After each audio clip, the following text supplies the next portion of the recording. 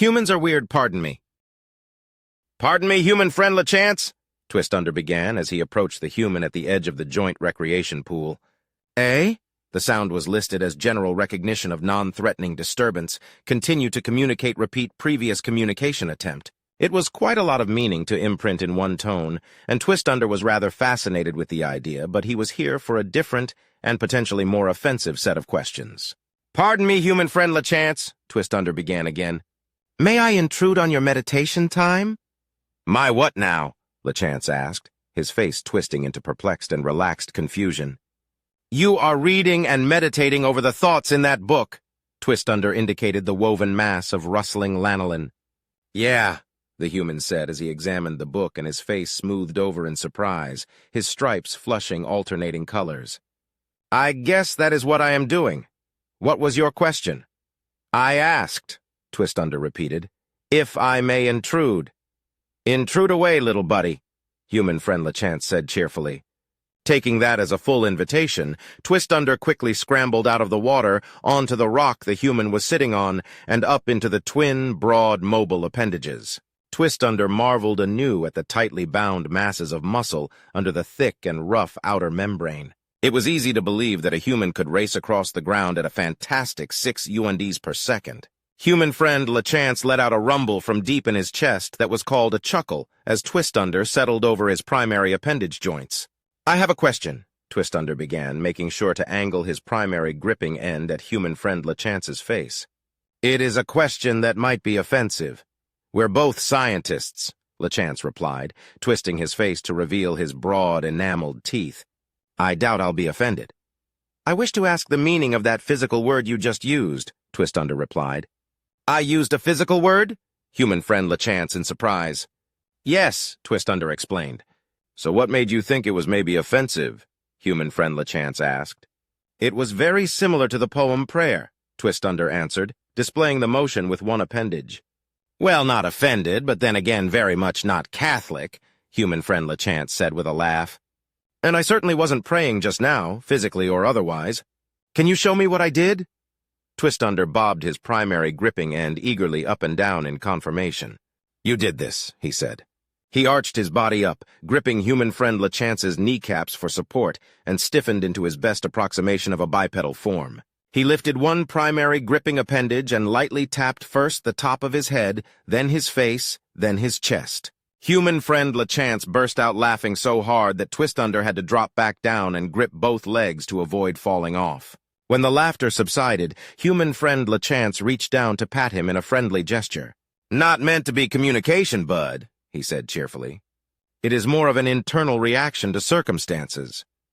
Twistunder drooped in disappointment, and human friend LeChance patted him again. But I can translate it for you as communication anyway, human friend LeChance assured him. He stiffened in the first gesture.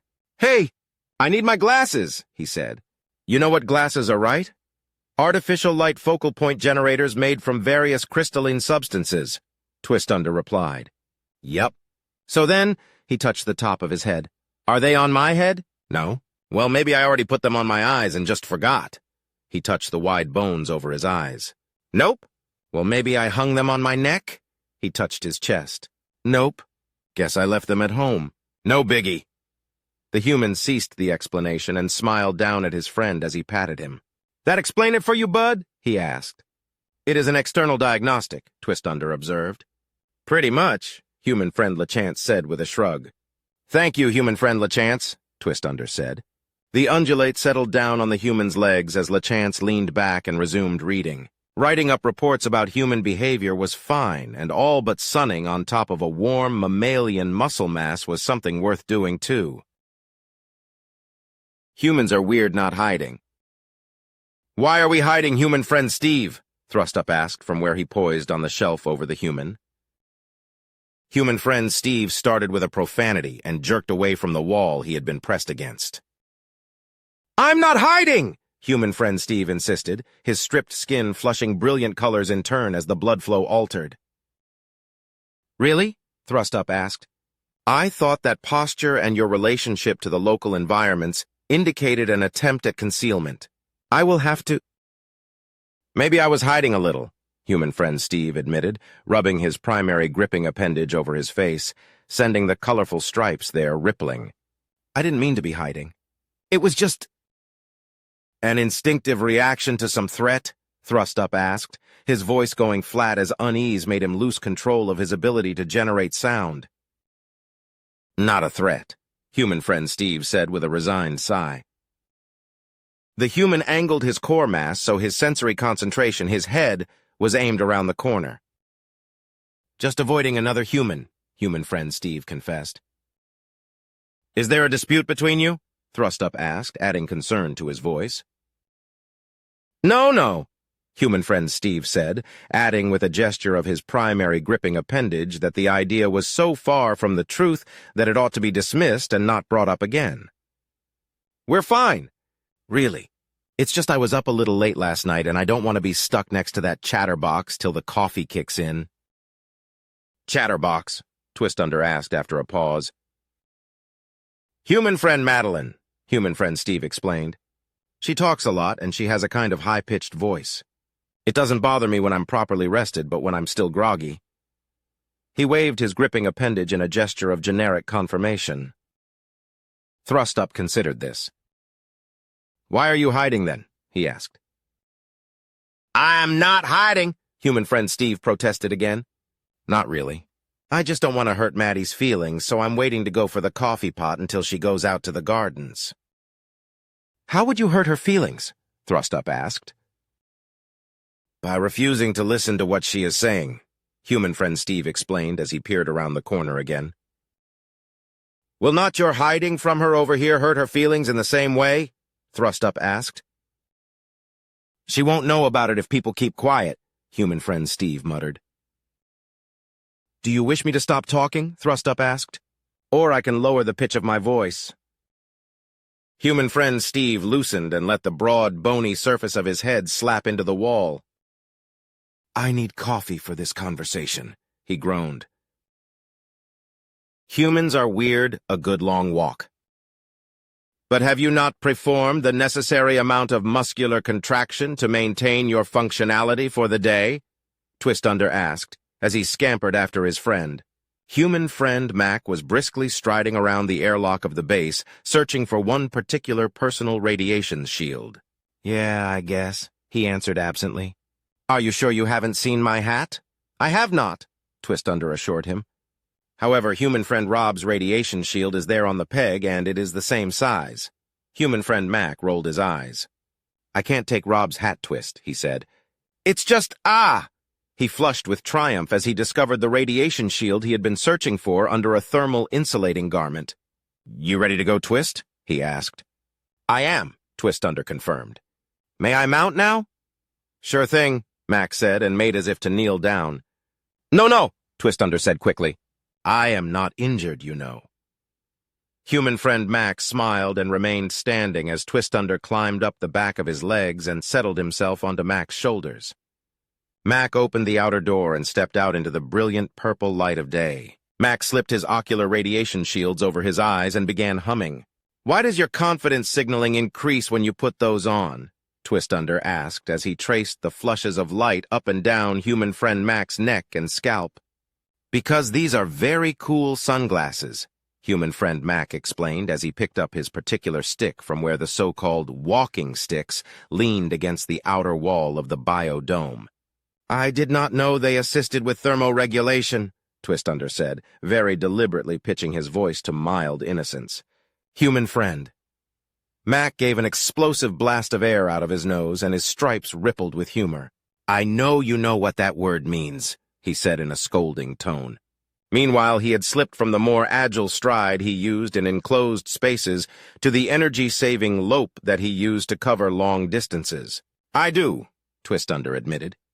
But you still haven't answered my question. What question? Human friend Mac asked between long, deep breaths.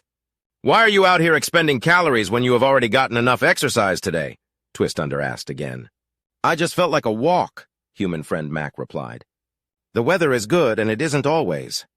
What benefit do you get from this walk? Twistunder asked. There is our socialization, of course, but that could be better facilitated back at the nice, warm couch. or in your room if you wished solitude. It's a walk, human friend Mac said. I mean, just look at that, will you? He swung his arm out to indicate the terrain around them. Twistunder studied it carefully. The ground rolled away in cold, dry hummocks. The surface was covered with a brittle pseudo-algae that glinted darkly purple in the harsh light from the triple stars overhead. The silicone-rich life form provided enough oxygen to make the planet barely habitable for the sentient species that had found it. I see the conditions that make this world a death trap, Twistunder finally said, pulling closer to the comforting warmth of his friend. If it's so bad, why are you here in the first place? Human friend Mac asked with a laugh. The High Joining determined that if you podlings decided to set up a colony here, we at least needed a science outpost, Twistunder replied. We found it first, after all. Fair enough, human friend Mac said with a shrug. The slope of the ground increased and his stride shifted slightly to compensate. They were currently traveling along the path the humans' feet had trampled out between the main base and the power generators. The undulates could travel nowhere else under their own power.